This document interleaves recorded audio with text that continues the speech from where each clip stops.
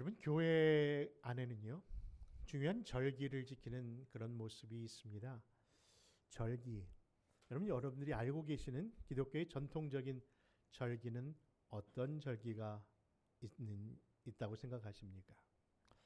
그런데 우리가 기독교의 절기 중에서 진짜 예수 믿는 사람만 지키는 절기가 있고 또 예수 안 믿어도 지키는 그런 절기가 있다는 것 혹시 아십니까? 엄밀히 본다면 우리가 지금 지내고 있는 이 사순절 기간은요, 오직 예수님을 진짜 믿는 사람만 지키는 절기가 아닐까, 그렇게 이야기하는 겁니다. 보십시오. 교회 절기 중에요, 추수감사절 또는 성탄절은요, 아니 믿는 사람보다 믿지 않은 사람들이 더 난리입니다. 그렇죠? 여러분 생각해 보십시오. 땡스기빙 데이 또는 크리스마스 시즌이 되면요, 거리마다 우리가 요청하지도 않았는데 그 모든 장식을 추수감사절로 또 성탄절로 만들면서 그들이 그렇게 더 많은 홍보를 해줍니다. 알고 보니까요, 그들이 그 교회를 관심이 있어서 기독교에 대한 어떤 믿음이 있어서 한 것이 아니라 그때 한몫 챙기려는 장사 속에서 이루어진다는 것을 나중에 알았습니다만은, 어쨌든 우리가 이런 절기들은요, 정말 직접 혹은 간접적으로 안 믿는 사람들이 더 홍보해 주고요, 더 많은 것을 이야기합니다. 그런데 우리가 지금 지내고 있는 이 순환의 시간, 이 고난주간만큼은요, 오직 교회 안에 정말 믿음 안에 있는 사람만 지킬 수 있는 그런 절기라 할 수 있는 겁니다. 여러분, 그런데 말입니다, 만약에 우리마저도 이 절기에 무관심하다면, 여러분, 우리만이 지킬 수 있는 이 뜻깊은 이 절기를 우리가 아무 생각 없이 지내고 있다면, 여러분, 이것은 정말 우리가 큰 일을 잘못하고 있는 것은 아닐까요? 이 모든 기독교의 중심이 이 사순절 기간을 통해서 이루어졌는데 어찌 이 기간에 대하여 우리가 무관심할 수 있겠느냐 하는 겁니다. 그렇습니다. 사순절의 의미와 뜻을 세상은 우리를 통해서 알 수가 없기에 그 감격도 누릴 수 없는 겁니다. 정말 이 시대는요, 본질보다는 비본질이 더 우리에게 알려지는 세대라서 그런지 정말 가장 중요한 이 예수 그리스도의 계절인 이 고난주간이, 이 순환주간이 바로 예수 없이도 지내고 있는 모습은 아닐까 하는 마음속에 여러분들에게 드리는 겁니다. 여러분, 혹시 여러분들은 오늘이 무슨 날인 줄 아십니까? 오늘 며칠이죠? 그런 의미에서 오늘이 무슨 날입니까?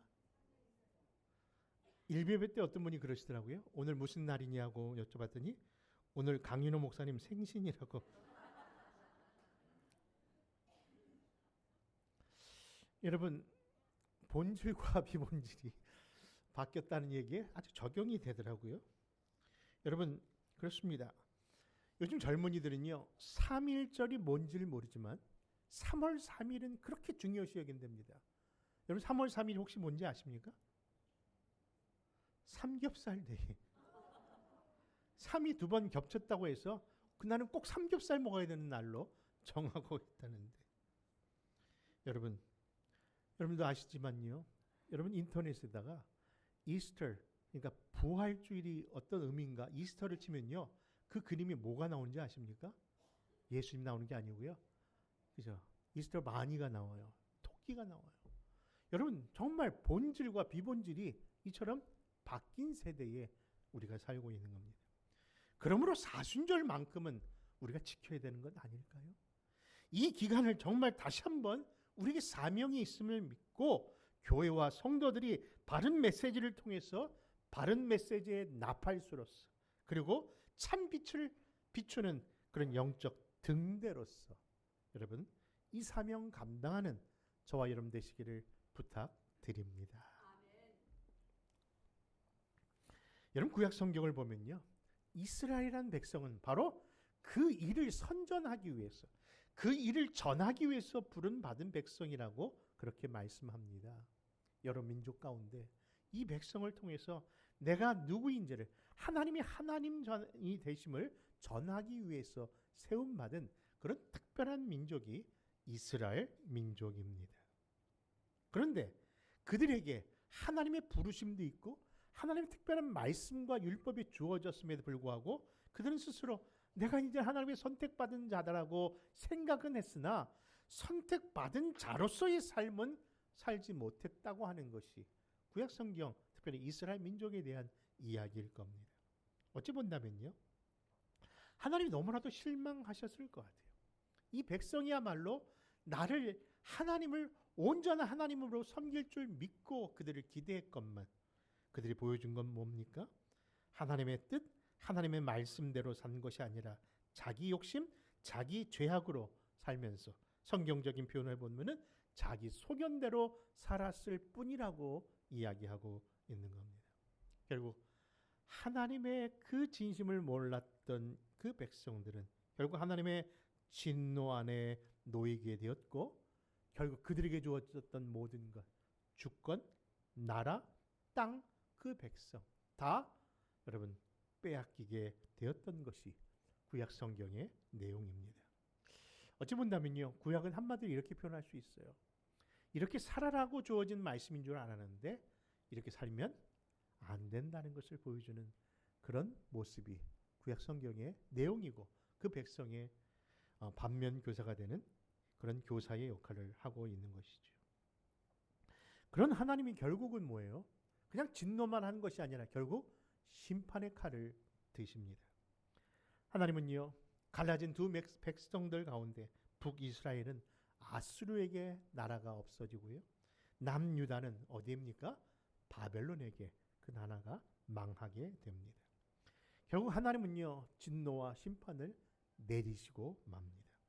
그 말씀의 배경이요, 선지서 가운데 있는데 특별히 선지서 스바냐서를 보면요, 스바냐를 시작하자마자 이런 하나님의 진노가 그 백성만이 아니라 그 백성으로 인하여 이 땅의 모든 지면에 하나님의 진멸케 하시라는 메시지가 전해지고 있더라고요. 여러분, 그 본문 말씀 한번 찾아보시렵니까? 스바냐서 1장 2절과 3절입니다. 시작. 여호와께서 이르시되 내가 땅에서 모든 것을 진멸하리라. 내가 사람과 짐승을 진멸하고 공중에서와 바다의 고기와 거칠게 한 것과 악인들을 아울러 진멸할 것이다. 내가 사람을 땅 위에서 멸절하리라. 나 여호와의 말이니라. 여러분, 이처럼 하나님이 진노하셨습니다. 하나님이 심판하십니다. 그런데 그 약속된 그 백성만이 아니라 그 약속된 선택된 이스라엘 백성의 죄악으로 인해서 결국 이 땅의 모든 것을 진멸하리라고 하시는 하나님의 그런 말씀이, 그 선포의 말씀이 우리에게 임했던 것이죠.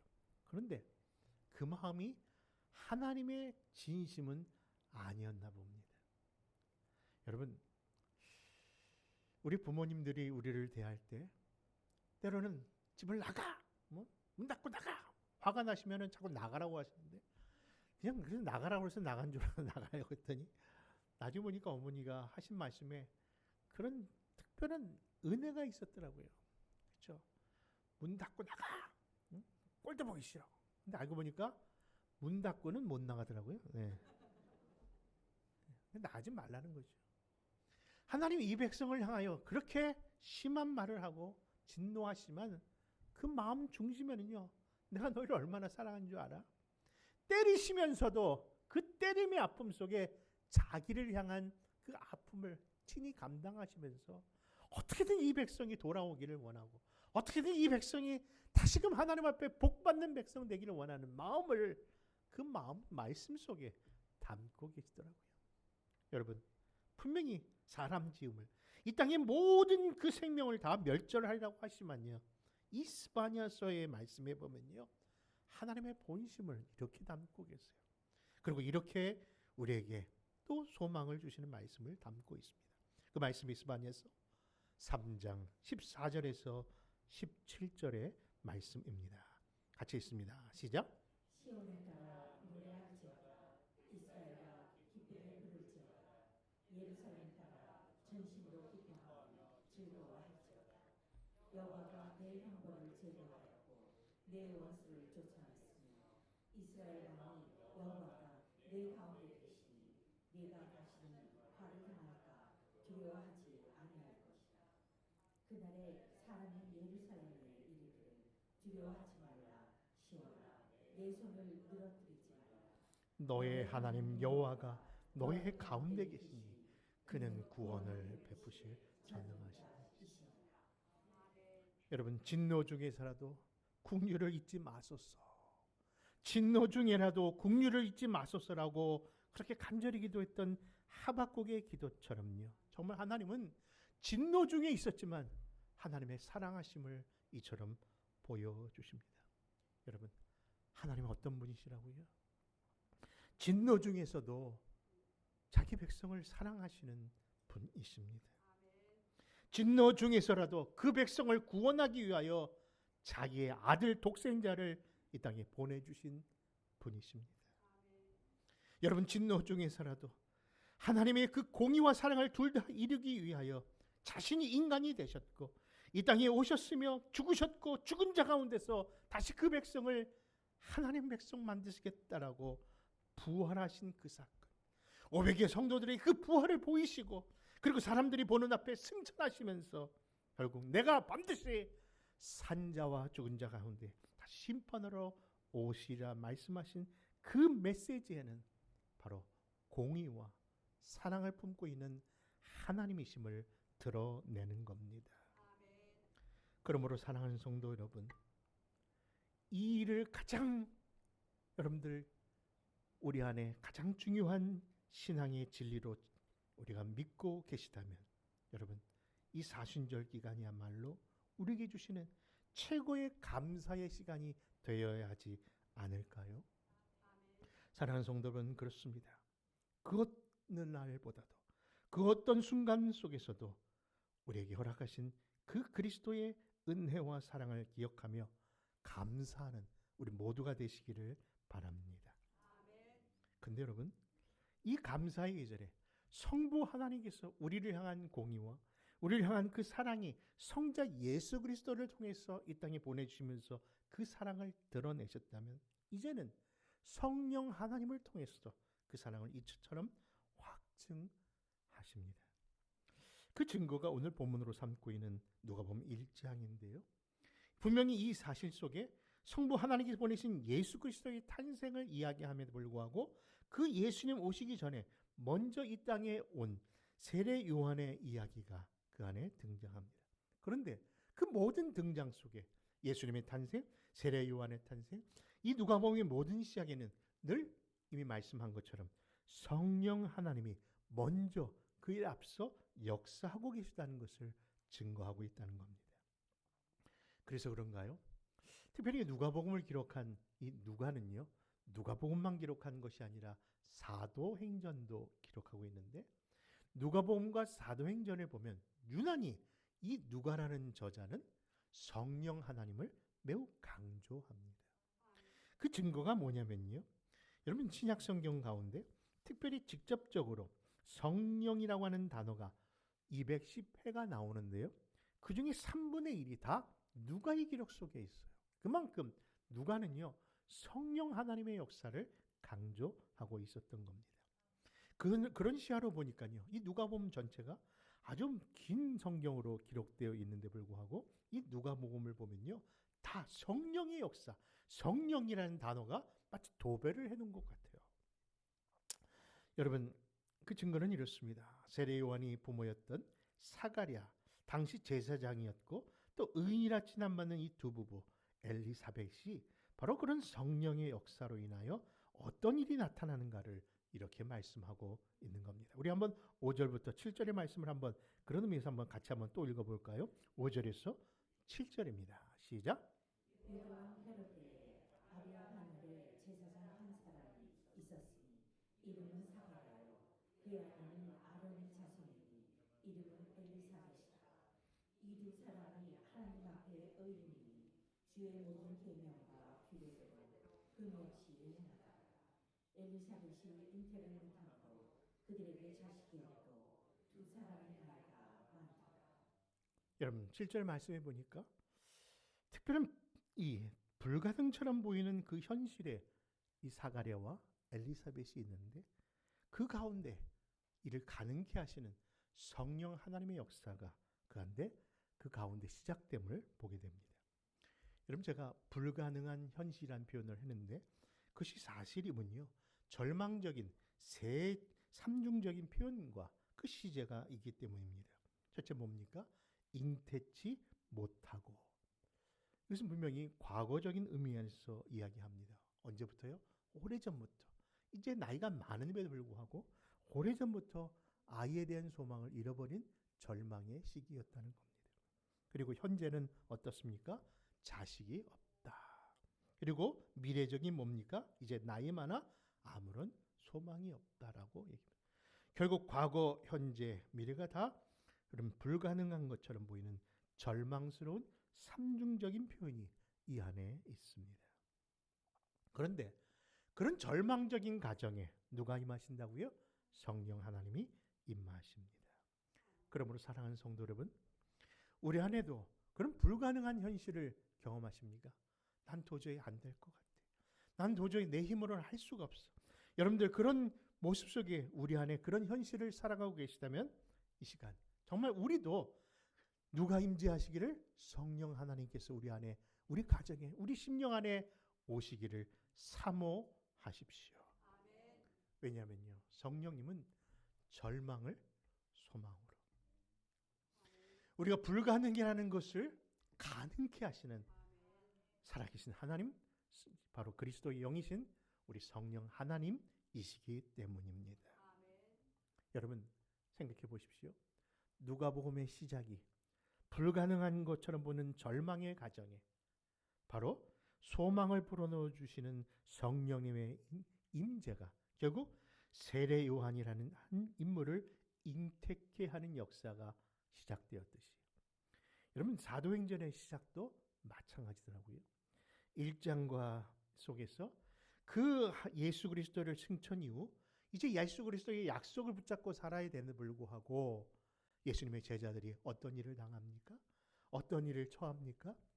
예수 믿는 사람들을 다 잡아들이라는 그 명이 떨어지자 결국 그들이 숨을 수밖에 없었습니다.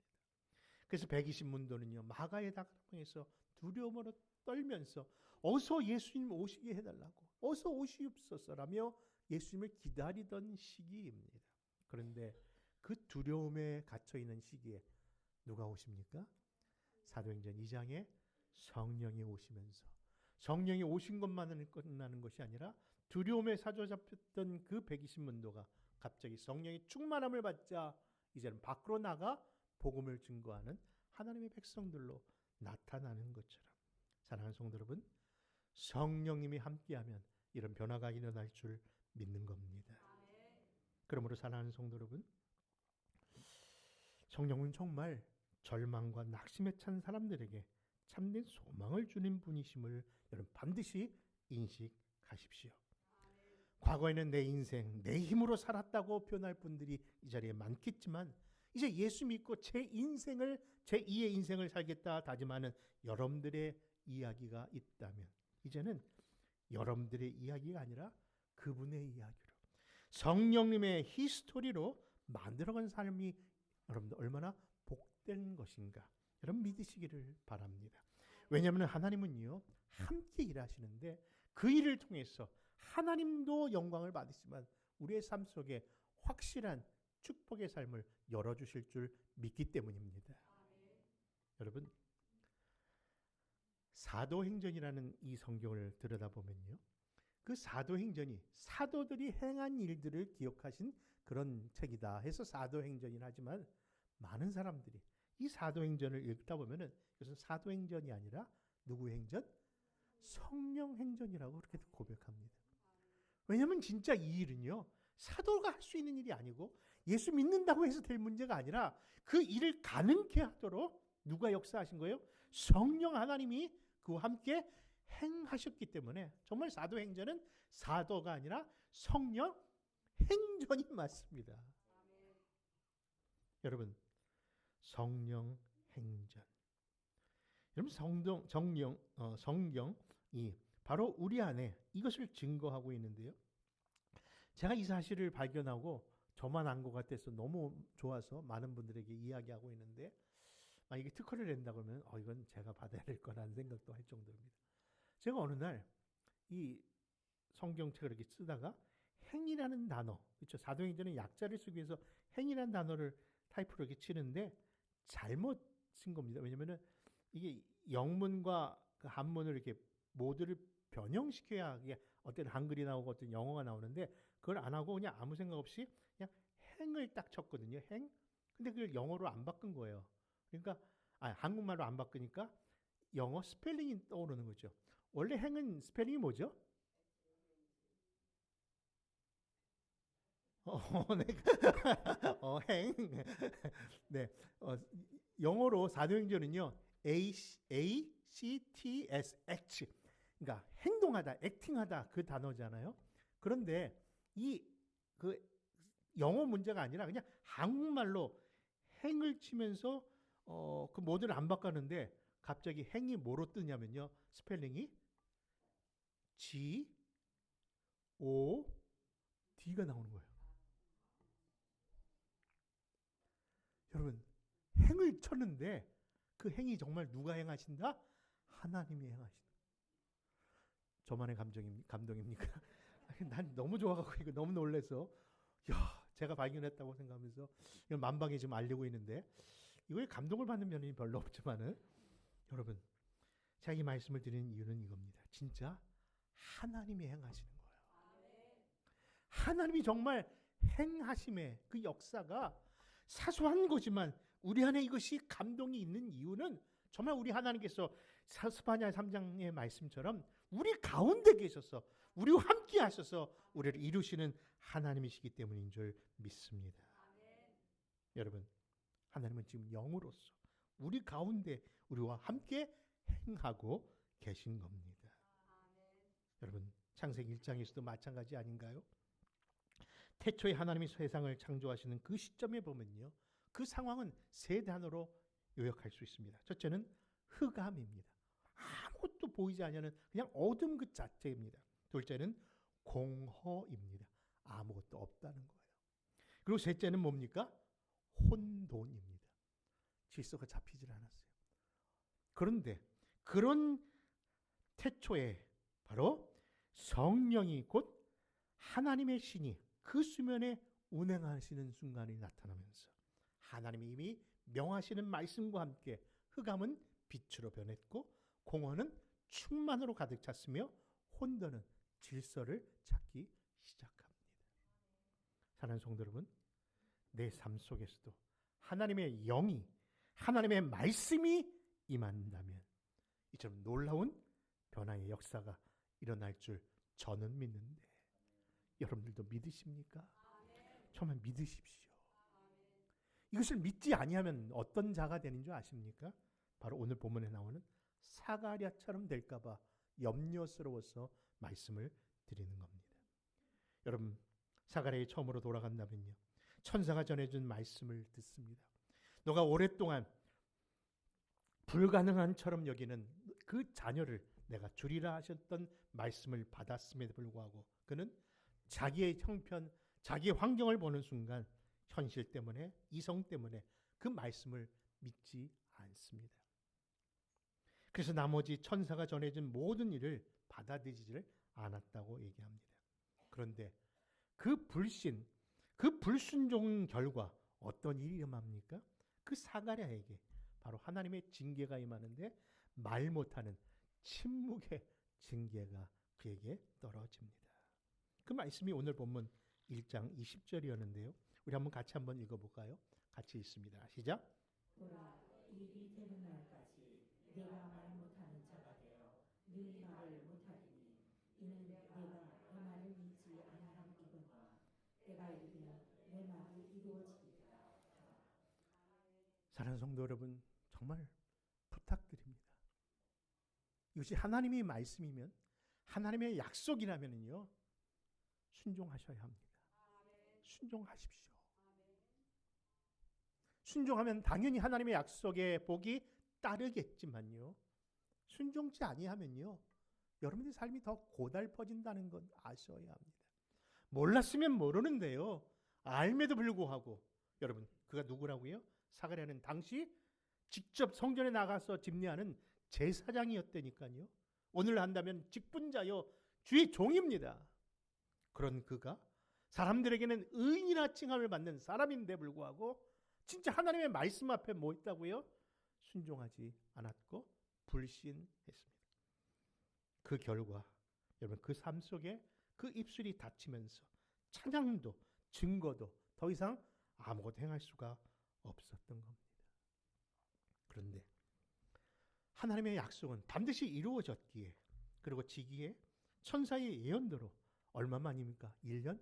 정확하게 얘기한다면 10개월 8일 후에 아니면 낳은 지 8일 되는 할례하는 날 어떤 역사가 일어나는 거 아니? 바로 그 문중 중에 친족 중에 사람들이 와서 그 아이가 태어난 것을 축하하면서 와 어떻게 이런 일이 일어나냐고 이게 나이 드신 귀한 사가랴 엘리사벳 가정에 아이가 태어날 수 있는 칭찬하며 그래서 축복하는 가운데 문중이 아마 어른이 아마 그랬나 보죠. 이름을 뭘로 할 거냐 했더니 그 이름을 짓기를 사가랴라고 지으라 사가랴. 왜냐면은 우리 그 아버지 제사장의 이름을 따라 사가랴로 짓는 것이 좋겠다. 그런데 그때 엘리사벳이 남편에게 들었던 이야기를 전합니다. 요한이라고 하렵니다. 할 것입니다. 그때 문중이 반대합니다. 요한이라는 이름은 우리 문중에 우리 친족 중에 절대 있지 아니한 이름인데 어찌 그런 이름을 쓰냐고. 근데 여러분 그때까지 가만히 말도 못하고 있었던 이 사가랴가 10개월 8일 동안에 멈춰있던 그 모든 것을 쏟아붓듯이 그동안 순종치 않았던 그 기간 동안의 괴로움을 표현하듯이 몸부림을 치면서 전달하고자 하는 한 행동을 하나 합니다. 그것이 바로 석판을 가다가 그 이름만은 이렇게 해야 된다고 하면서 그 이름을 사가랴가 아니라 요한이라고 그 이름을 써냅니다. 근데 놀라운 것은 그 순간 그렇게 다쳤던 그 사가랴의 그 입이 열려지기 시작했다는 겁니다. 그 순간 그 다쳤던 그 모든 사역들이 다시금 열리면서 그가 다시 성령 충만한 자로 그렇게 변화가 되었다는 겁니다. 사랑하는 성도 여러분, 어찌 보면은요 신앙생활에는 이렇게 단순한 것이 아닐까.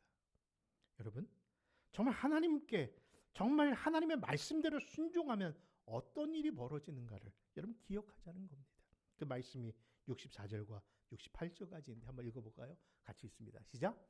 이에 그 입이 곧 열리고 혀가 부들려 발음하여 하나님을 찬송하니 그 붙인 사가랴가 성령이 충만하였다가 예언하여 이르되 찬송하리로다 주 이스라엘의 하나님이여. 여러분 그렇습니다. 하나님의 일 성령의 역사하심을 믿지 않으면 입이 닫히는 것이고요. 증거가 사라지고 찬송도 멈추지만 다시 하나님께 나와 그 말씀에 순종한다면 하나님 우리를 다시금 좋은 길로 인도하실 줄 믿습니다.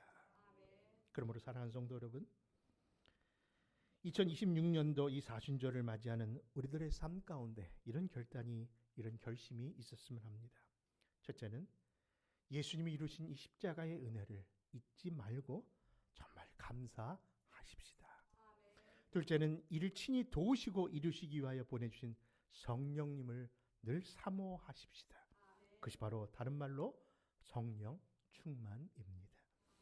그리고 셋째 불신보다는 하나님 말씀에는 하나님의 약속에는 늘 신뢰하고 순종하는 자가 되어서 여러분 우리의 삶이 더욱더 주를 찬양하고 주를 증거하는 그런 복된 교회와 그런 가정과 그런 성도들 되시기를 주 예수 이름으로 축원합니다.